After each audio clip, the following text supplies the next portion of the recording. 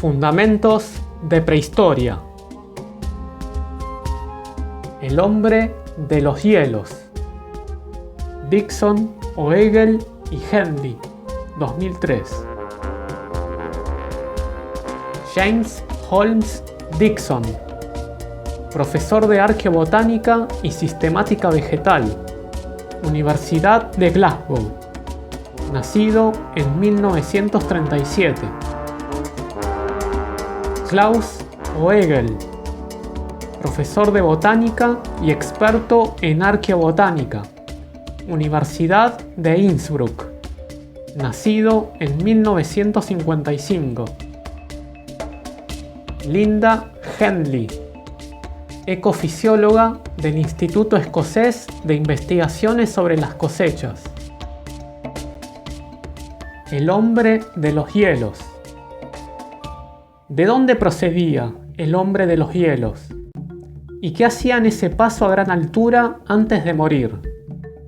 Estudios meticulosos, especialmente de los restos vegetales hallados en el cuerpo, modifican muchas de las interpretaciones avanzadas a partir del descubrimiento. Resumen: una nueva interpretación del hombre prehistórico.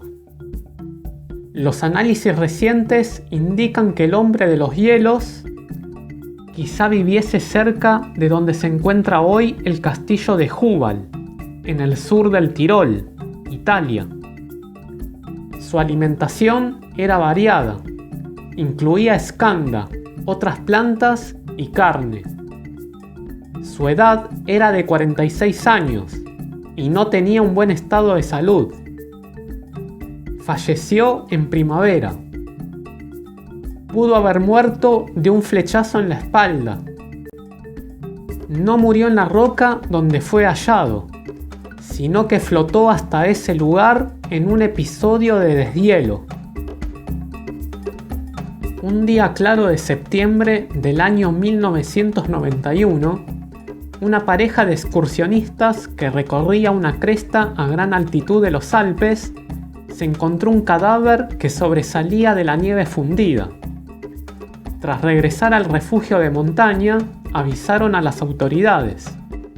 Estas pensaron que el cuerpo pertenecía a alguno de los alpinistas que todos los años desaparecen en las quebradas que cruzan los glaciares de la región. Pero cuando los restos se llevaron a la cercana ciudad de Innsbruck, Austria, Konrad Spindler, un arqueólogo de la universidad de esta localidad, determinó que el cuerpo pertenecía a un hombre prehistórico, muerto hacía varios miles de años. Spindler y otros científicos dedujeron que el cuerpo y todas sus pertenencias habían permanecido conservados en el hielo hasta que una precipitación de polvo procedente del Sahara, unida a un período cálido excepcional, causaron una fusión del hielo que dejó expuestas la cabeza y la espalda. Hasta esa fecha, no se habían encontrado en Europa cuerpos bien conservados de ese período, el Neolítico. El hombre de los hielos es mucho más antiguo que los cuerpos de la Edad del Hierro hallados en las turberas de Dinamarca, e incluso que las momias reales de los egipcios. Igual de sorprendente era la presencia de un conjunto completo de ropas y de una variedad de artefactos. Con la emoción que produjo el hallazgo, tanto la prensa como los científicos vertieron muchas especulaciones sobre este hombre prehistórico. Spindler elaboró una hipótesis muy compleja sobre su muerte. Habría huido, decía, a las montañas para refugiarse después de que le hiriesen en una pelea en su pueblo de origen. Era otoño. Se trataba de un pastor que buscó refugio en los pastos de alta montaña, a donde conducía sus rebaños en verano. Herido y extenuado, se quedó dormido y murió sobre la roca donde lo encontrarían 5 milenios más tarde. Según esta explicación, la magnífica conservación del cuerpo se debía a la rápida caída de nieve que lo protegió de los animales carroñeros, seguida de una rápida deshidratación a causa del frío. El hombre de los hielos fue descubierto en una hoya rocosa a gran altitud en los Alpes, en una zona de nieves y hielos perpetuos. La presión del hielo que le cubría provocó el desprendimiento de parte del cuero cabelludo. El cuerpo estaba boca abajo sobre una roca. Pese a lo que se creía en un principio, llegó allá flotando en alguno de los deshielos previos. Como la singularidad del hallazgo no se reconoció de inmediato, se extrajo el cuerpo de una forma que destruyó mucha información arqueológica y deterioró el propio cadáver. Durante el verano de 1992 se realizó una excavación más rigurosa, con métodos arqueológicos, y se obtuvieron pruebas muy valiosas, con abundantes materiales orgánicos, semillas, hojas, madera, musgo. Este material se añadía a los restos de plantas, musgo sobre todo, limpiados de la vestimenta durante el proceso de conservación. Ahora, tras una década de intensa investigación, efectuada tanto por nosotros como por otros científicos, de esos restos vegetales y de las muestras tomadas de los intestinos del hombre de los hielos, contamos con pruebas muy sólidas que modifican las interpretaciones esbozadas inicialmente y ponen en su lugar una historia mejor fundada. ¿Quién era? Los excursionistas encontraron el cuerpo a una altitud de 3.210 metros sobre el nivel del mar, en los Alpes de Ötztal. Por este motivo, se le conoce popularmente con el apodo de Ötzi.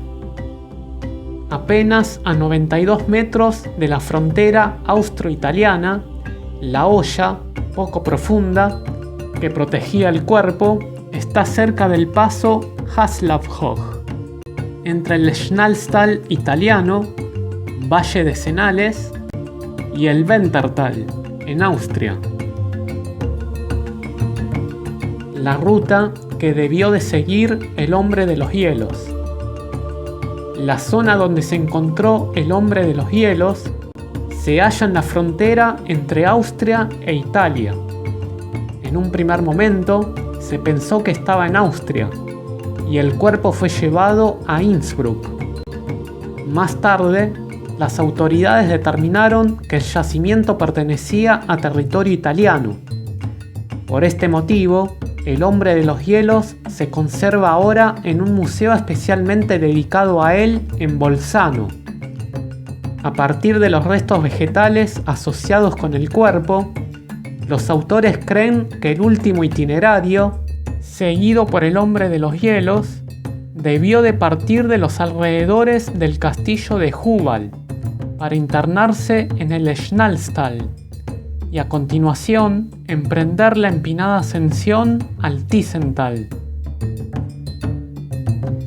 Dixon y sus colaboradores han rastreado la región en busca de las 80 especies de musgos y hepáticas halladas en el cuerpo del hombre de los hielos y extraídas de la arena y grava del fondo de la depresión.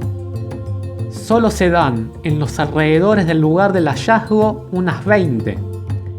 El musgo que tenía en grandes cantidades en su vestimenta es de la especie Nequera complanata. El área de mayor concentración de este musgo aloja, además, muchas de las otras plantas halladas con el hombre de los hielos. Se encuentra al sur del yacimiento, en el castillo de Hubal, donde también existen pruebas arqueológicas de asentamientos prehistóricos. Esa zona podría haber sido su hogar. Yacía en una posición incómoda, boca abajo, un hombro sobre una roca con el brazo izquierdo sobresaliendo por el lado derecho y la mano derecha atrapada bajo una piedra grande. Sus avíos y vestimenta, también congelados total o parcialmente, estaban dispersos alrededor de su cuerpo. Algunas piezas se hallaban a varios metros.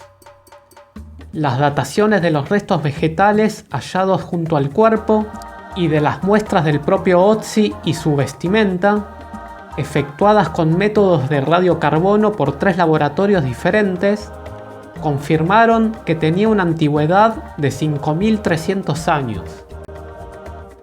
No costó demasiado descubrir unos cuantos detalles más acerca de Ötzi.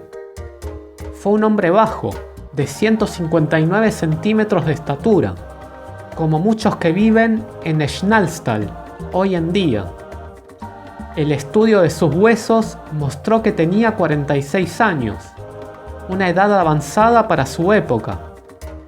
Los análisis de ADN situaban su origen en Europa Norte y Central, lo que podría parecer obvio, pero lo diferencia de la población de origen mediterráneo, cuyas tierras no se hallan muy lejos, al sur. Tenía una anomalía congénita harto rara. Le faltaba la 12ª costilla. Además, las costillas 7ª y 8ª del lado derecho se rompieron y sanaron en algún momento de su vida. Según Peter Vanesis, de la Universidad de Glasgow, su tórax derecho estaba deformado y había 2 posibles fracturas en las costillas 3ª y 4ª. Pero, al igual que la fractura del brazo izquierdo, esas lesiones se produjeron después de su muerte. Se trata de uno de los numerosos indicios que arrojan dudas sobre las hipótesis iniciales. Otro es el descubrimiento de que el desprendimiento de una parte del cuero cabelludo fue causado por la presión y no por un golpe o por la descomposición. Dejando a un lado las cuestiones sin resolver respecto a la muerte de Ötzi y si ésta fue violenta o no, hay pruebas de que no tenía un buen estado de salud cuando murió. Aunque la mayor parte de su epidermis, pelo y uñas habían desaparecido, probablemente descompuestas como resultado de la exposición al agua durante deshielos ocasionales, sus restos ofrecieron mucha información.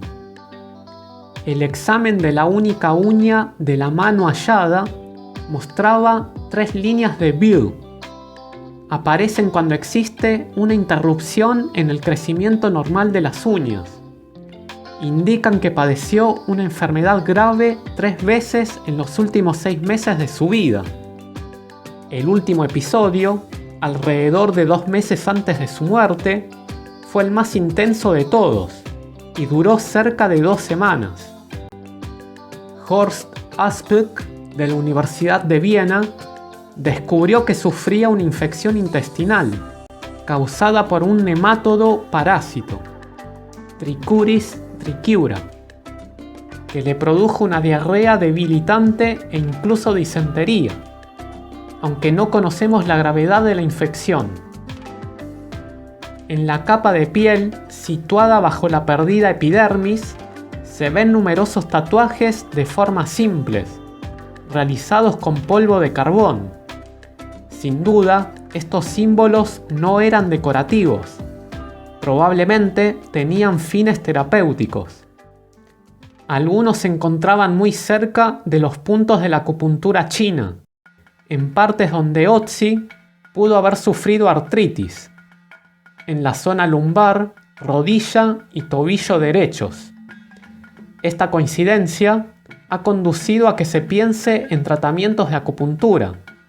Sin embargo, según Vanesis y Franco Tagliaro, de la Universidad de Roma, las radiografías han mostrado muy pocas señales, si alguna, de artritis. El dedo meñique del pie izquierdo evidenciaba síntomas de congelación. Los dientes estaban muy desgastados, un reflejo de la edad y alimentación de Ötzi. Se encontraron los restos de 2 pulgas en su vestimenta. No se encontró ningún piojo, pero como la epidermis se había descompuesto, si hubiera tenido alguno, se habría perdido. ¿Cómo eran sus pertrechos? Volviendo a la vestimenta y a los utensilios de Otzi, conocemos mejor no solo a Otzi, sino también la comunidad con la que vivió. Los útiles son un testimonio del profundo conocimiento que tenía su pueblo de las rocas, hongos, plantas y animales del entorno inmediato. Y también podemos saber que obtenían recursos, sílex, mineral de cobre, de lugares más lejanos. Gracias a estos conocimientos, Otzi iba muy bien equipado. Cada objeto estaba confeccionado con el material más apropiado para su uso. Le abrigaban perfectamente 3 capas de ropa, calzas, taparrabo y una chaqueta confeccionados con piel de ciervo y cabra.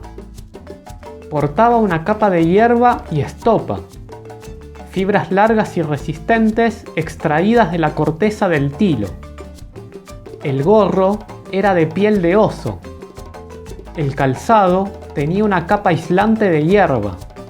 La suela era de piel de oso y la parte superior de piel de cabra. Llevaba un hacha de cobre y un cuchillo de sílex procedente del lago de Garda, que se encuentra 150 kilómetros al sur. El mango del cuchillo era de madera de fresno, un material que todavía se usa porque no se astilla fácilmente. Su arco, sin rematar, era de tejo, la mejor madera posible por su gran resistencia a la tensión. Los famosos arcos con los que los arqueros ingleses derrotarían a los franceses en Azincourt 4000 años más tarde, serían también de tejo. En el carcaj de piel había 14 flechas, pero solo 2 de ellas, ambas, eso sí, rotas, tenían plumas y puntas. 13 de las varas de flechas eran de morreonera, Viburnum lantana, un arbusto de tallo largo, recto y rígido del diámetro adecuado. Una estaba hecha de morreonera y de cornejo, Cornus sanguínea. Un bolso a modo de cinturón contenía yesca, de un hongo políporo que crece en los árboles, el hongo yesquero, y fragmentos de pirita y sílex para sacar chispas. También se halló una pequeña herramienta para afilar el sílex. Llevaba ensartados en una correa de piel 2 pedazos perforados del hongo políporo del abedul, que cuenta con algunos compuestos farmacológicos, triterpenos. Quizás se usaban con fines medicinales. Además, se encontraron fragmentos de una red, el armazón de una mochila y 2 recipientes elaborados con corteza de abedul. Uno de ellos contenía carbón y hojas de arce real, Acer platanoides. Quizás estas envolvieran brasas.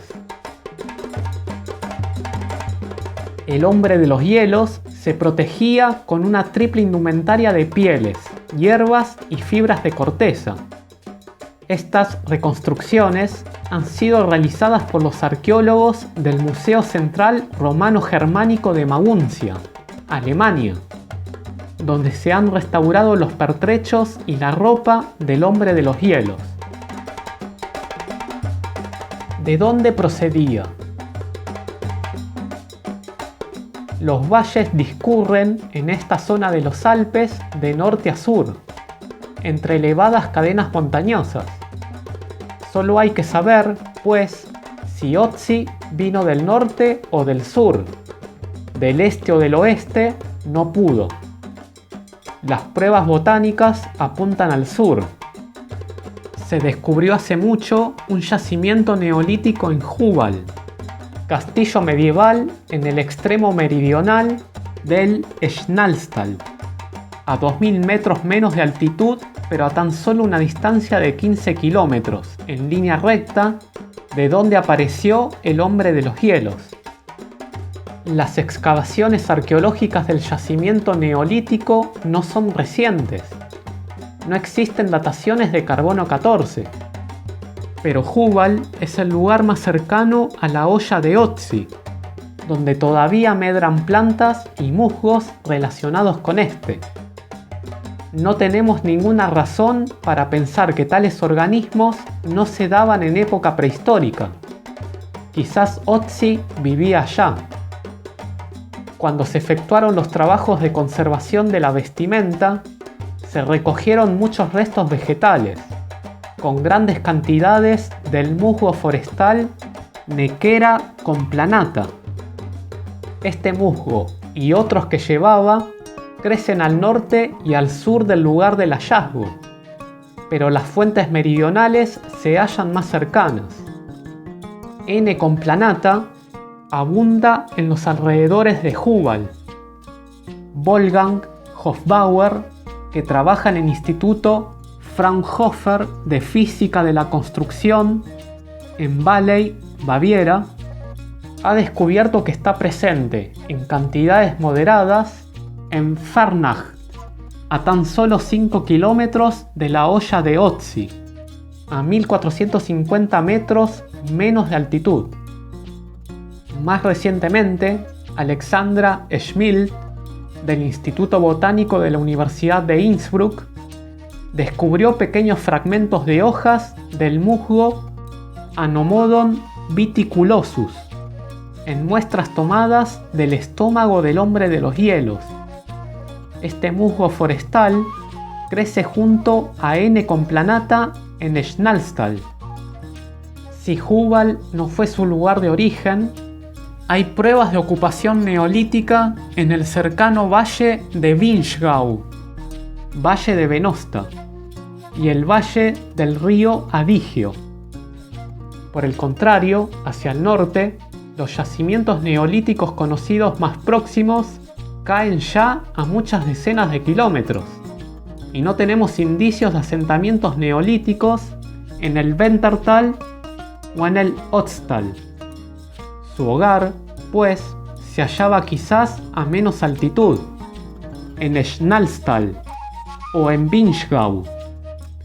En tal caso, Otzi vivió en una región de inviernos suaves y cortos, con pocas nevadas, especialmente si el clima era por entonces un poco más cálido. Los análisis de la composición isotópica del esmalte dental, efectuados por Wolfgang Müller de la Universidad Nacional Australiana, indican que Otzi se crió en una región y pasó las últimas décadas de su vida en otra. A partir del estudio de los isótopos estables y de los elementos presentes como trazas, Julian Hugeberg, del Instituto de Investigación de los Alimentos en Norwich, sostiene que Otzi vivió sus últimos años en Wentertal o en valles cercanos más al norte. Si pudiera corroborarse, constituiría un hallazgo apasionante.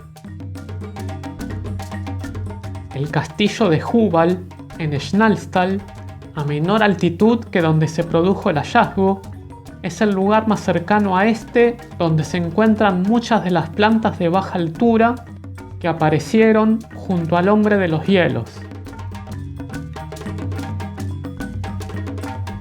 ¿Qué comía? Los estudios que se están efectuando en los restos vegetales de las muestras tomadas del tracto digestivo de Otzi nos proporcionan información directa de sus últimas comidas. Uno de los autores de este artículo, Oegel, ha detectado salvado de Skanda, Triticum monococcum, un trigo primitivo tan fino que debió de molerse como harina para elaborar pan y no se consumió en forma de gachas. Residuos microscópicos de plantas, que hasta la fecha no se han podido identificar, prueban que se alimentaba también de otras plantas.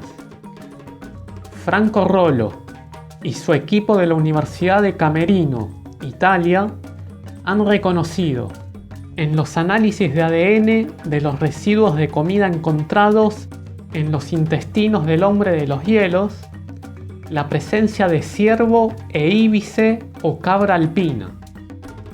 Además, se descubrieron astillas de huesos de cuello de íbice cerca del cuerpo de Ötzi. También se halló alrededor del cuerpo una endrina. Las endrinas, pequeñas y amargas, pudieron entrar en su dieta. De su tracto digestivo se extrajeron varios tipos de musgo. Apenas si hay indicios de que los humanos consumieran musgos, y menos como componente principal de la alimentación. Pero hace más de 5.000 años no se disponía de materiales para envolver, embalar, rellenar o secar. Los musgos eran muy apropiados para estos usos, como han demostrado numerosos descubrimientos arqueológicos por toda Europa. Su presencia habitual en pozas sépticas de vikingos y de época medieval revela una aplicación similar al papel higiénico. Que las provisiones de Ötzi se envolvieran en musgo nos explicaría de forma sencilla la presencia de las hojas y fragmentos de hojas de N. complanata, hallados en las muestras intestinales. Ötzi podría haberlos consumido de forma accidental. Analizando la abundancia relativa de los isótopos estables de carbono y nitrógeno, carbono 13 y nitrógeno 15, en los restos arqueológicos de hueso y de pelo, obtenemos claves sobre su dieta. El nitrógeno 15 informa de la proporción de proteínas animales o vegetales que consumía un individuo. El carbono 13 muestra el tipo de plantas que consumía y si los alimentos de origen terrestre o marino formaban una parte fundamental de su dieta. Los datos isotópicos concuerdan con las demás pruebas que indican que Ötzi se alimentaba de productos vegetales y animales. Alrededor del 30% del nitrógeno que tomaba con los alimentos procedía de proteínas de origen animal, el resto de las plantas. Este valor coincide con los de las tribus de cazadores-recolectores actuales. Los datos también avalan que no ingería alimentos de origen marino, lo que resulta comprensible dada la gran distancia a la que se encontraba del mar. Lo que nos enseñan el hombre de los hielos y sus pertenencias. Ötzi era bajo, medía 159 centímetros. La desecación tras la muerte arrugó el cuerpo externa e internamente. La presión del hielo deformó su labio superior, nariz y orejas. No era calvo, probablemente llevaba barba. La epidermis se ha perdido y todo el cabello y las uñas se han desprendido. Se encontró alguno de sus cabellos, de hasta 9 centímetros de longitud.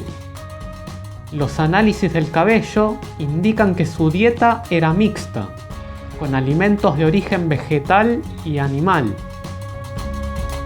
Tenía unos tatuajes muy discretos, la mayoría en la espalda del cuerpo, formados por pequeñas líneas y cruces. Quizás encerrasen una finalidad terapéutica. Procesos naturales posteriores a la muerte le cerraron los dedos. Se descubrió una uña, abajo. Presentaba 3 líneas, flechas, que mostraban que había estado muy enfermo en 3 ocasiones en los meses anteriores a su muerte. El contenido de sus intestinos confirma que era omnívoro y revela detalles sobre sus últimas comidas: ciervo, cabra salvaje, plantas y grano molido, su ambiente, su hogar e incluso su último viaje. Los granos de polen, a la izquierda, de Ostrea carpinifolia, abajo, encontrados en las muestras intestinales, indican que el hombre de los hielos murió a finales de la primavera, cuando ese arbusto florece. Se trata del hacha más antigua que se haya encontrado intacta. El cabezal de cobre va sujeto al mango de tejo con resina de abedul y lleva arrolladas tiras de piel.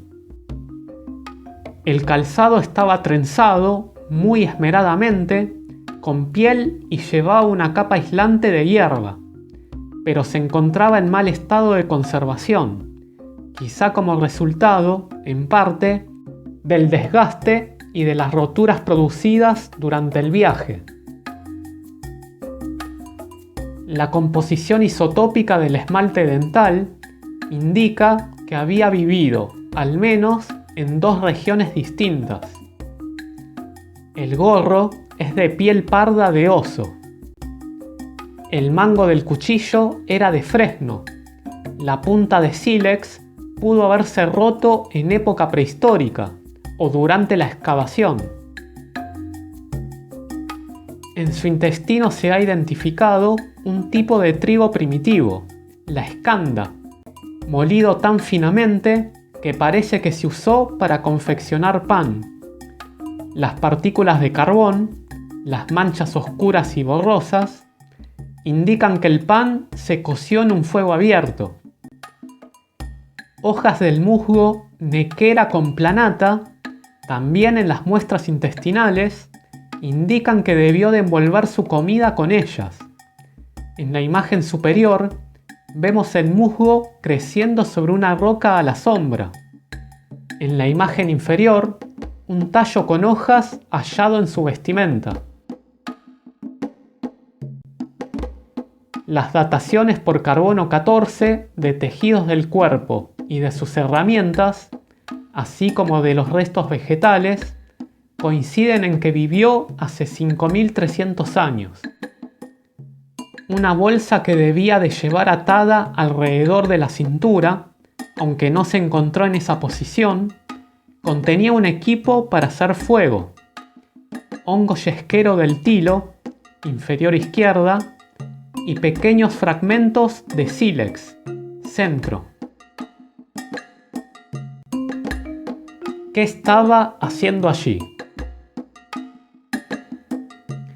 Incluso hoy los pastores, siguiendo una antigua costumbre, llevan en junio sus rebaños desde Schnalstal a los pastos más altos de Ötztal y bajan de allí en septiembre.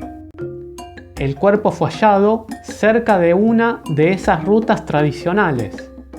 Por eso, las primeras hipótesis propusieron que se trataba de un pastor, pero ningún elemento de su vestimenta ni de su equipo indica que desarrollase ese oficio. No se encontró ningún resto de lana, ningún perro pastor a sus pies, ningún cayado en sus manos. Se presentan como pruebas de la hipótesis del pastor la capa de hierba y estopa, que tiene análogos actuales en las prendas de los pastores de los Balcanes. Pero por sí solo, esto no es concluyente. Que sepamos, se trataría de la indumentaria habitual de un viajero en aquella época. Los análisis de los pocos cabellos recuperados de Otzi revelaron altos índices de arsénico y cobre. La explicación publicada es que habría participado en la fundición del cobre. Pero Jeffrey Grein, de la Universidad de Surrey, considera que esos niveles excepcionalmente altos pueden ser el resultado de la fijación bacteriana de metales después de la muerte de Otzi. El cobre no estaba dentro del cabello, sino en su superficie. Más datos a favor de la posibilidad de que el cobre se adhiriese tras la muerte proceden de la presencia del musgo Mielicoferia elongata, o musgo del cobre, que crece preferentemente en rocas que contienen ese mineral. Uno de nosotros, Dixon, ha observado su presencia cerca del yacimiento. Ronald D. Portley lo corroboró. Según afirmaba otra hipótesis, nos hallaríamos ante un cazador de íbices. El arco y el carcaj de flechas podrían respaldar esta explicación. No obstante, si hubiese estado cazando en el momento de su muerte, ¿por qué su arco no estaba rematado y le faltaba la cuerda? ¿Por qué, excepto dos, las flechas carecían de puntas y flechas, y esas dos estaban rotas? Otras hipótesis que se adelantaron sobre el oficio de Ötzi, que se trataba de un forajido, de un comerciante de sílex, de un chamán o de un guerrero. Ninguna tiene fundamento, a menos que los chamanes diesen a los fragmentos de hongo políporo que transportaba un uso medicinal o espiritual. En la zona rocosa y helada donde se halló al hombre de los hielos, se ha erigido un monumento conmemorativo. Las tres personas se encuentran justo en el lugar donde yacía. Normalmente, la nieve y el hielo no llegan a fundirse lo suficiente, como cuando se tomó esta fotografía en verano de 2000, para que aparezcan las rocas y la grava que hay en el fondo de la depresión rocosa. ¿Cómo murió? En julio de 2001, Paul Gostner y Edward Egarter Beagle, del Hospital Regional de Bolzano, anunciaron que las radiografías revelaban la presencia de una punta de flecha en la espalda de Ötzi, por debajo del hombro izquierdo. Basándose en este descubrimiento, se habló de una muerte violenta. Gostner y Egarter Beagle afirman: en la actualidad está probado que Ötzi no falleció de muerte natural, ni debido únicamente al agotamiento o a la congelación. Aunque existen reconstrucciones tridimensionales del objeto de 27 milímetros de longitud y 18 milímetros de anchura, todavía no se ha aceptado la solicitud realizada por Vanesis y Tagliaro de que se lo extraiga para comprobar de forma concluyente que se trata de una punta de flecha. Además, habría que sacarla de forma que se pudiese observar si causó lesiones letales. Pero la punta de flecha no tuvo por qué causar la muerte. Muchos individuos siguen viviendo después de que objetos extraños, una bala por ejemplo, hayan entrado en su cuerpo. Un ejemplo arqueológico muy destacable es la punta de lanza de estilo Cascade, hallada en el coxal derecho del famoso hombre de Kennewick, en Estados Unidos, que había sobrevivido tanto como para que el hueso creciese alrededor. ¿En qué época del año murió? Los primeros informes situaban la muerte en otoño. Se basaban en la presencia cerca del cuerpo de la endrina, fruto que madura a finales del verano, y en los pequeños fragmentos de grano en las ropas de Ötzi, que, según cabría presumir, se depositaron ahí durante la trilla. Pero ahora tenemos numerosas pruebas botánicas que indican que murió a finales de primavera o principios del verano. Los análisis que Oegel ha efectuado en un pequeño fragmento de residuo de comida extraído del colon de Ötzi han revelado la presencia de polen de un arbusto similar al carpe, Ostrea carpinifolia. Sorprende que gran parte del polen haya retenido su estructura celular, pues suele descomponerse enseguida. Esto significa que ingirió poco antes de su fallecimiento polen transportado por el aire o bebió agua que contenía pólenes muy recientes. Ostrea carpinifolia, que en la actualidad medra hasta los 1200 metros de altitud en Schnallstal, florece entre finales de primavera y principios de verano. Puede que Otzi llevase endrinas secas, como pasas. La desecación podría haberse realizado mucho antes de su viaje. Los fragmentos de grano se conservan de forma indefinida.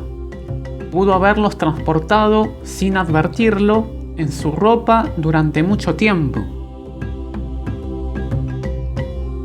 Lo que sabemos. Transcurrido un decenio largo desde el descubrimiento del más antiguo y mejor preservado cuerpo humano de la prehistoria, las interpretaciones sobre quién fue aquel hombre y cómo llegó a morir en esa depresión rocosa a gran altura de los Alpes han cambiado de forma considerable. Y ahora somos conscientes de la necesidad de efectuar muchos nuevos análisis muy minuciosos. El estudio de los restos vegetales, el polen, semillas, musgos y hongos hallados en el interior y en el exterior del cuerpo, ha esclarecido un número sorprendente de enigmas que envolvían a Otzi. Sabemos que era omnívoro, que disfrutaba de un conocimiento profundo de su entorno, que procedía de más al sur. Conocemos su edad y su estado de salud, y la estación del año en que murió. Sabemos también algo de su medio ambiente. Quizás una de las reinterpretaciones más sorprendentes sea que ahora pensemos que no murió sobre la roca donde lo encontraron. Llegó allá flotando durante alguno de los deshielos ocasionales de los últimos 5000 años. La posición del cuerpo, con el brazo izquierdo asomando rígidamente por el lado derecho y la mano derecha atrapada debajo de una piedra, y la pérdida de la epidermis, nos llevan a esta conclusión reforzada por la presencia de algunas de sus pertenencias a varios metros de distancia del cuerpo, como si, flotando, se hubiesen apartado de este. Pero no sabemos, y quizá no lo sepamos nunca, por qué Otzi se encontraba a esa altura en los Alpes. Y quizá nunca comprenderemos exactamente la forma en que pereció. Realizar una autopsia podría ser demasiado destructivo. En ausencia de este tipo de pruebas, no podemos excluir del todo la posibilidad de que muriese en otro lugar y lo llevaran a la depresión donde fue hallado por los excursionistas 5000 años más tarde. El hombre de los hielos se encuentra en la actualidad en una cámara especialmente diseñada del Museo Arqueológico del Sur del Tirol, Bolzano, que lo mantiene a 6 grados bajo cero y al 99% de humedad. Si querés descargar este trabajo, te dejo el link en la descripción del video para que puedas hacerlo.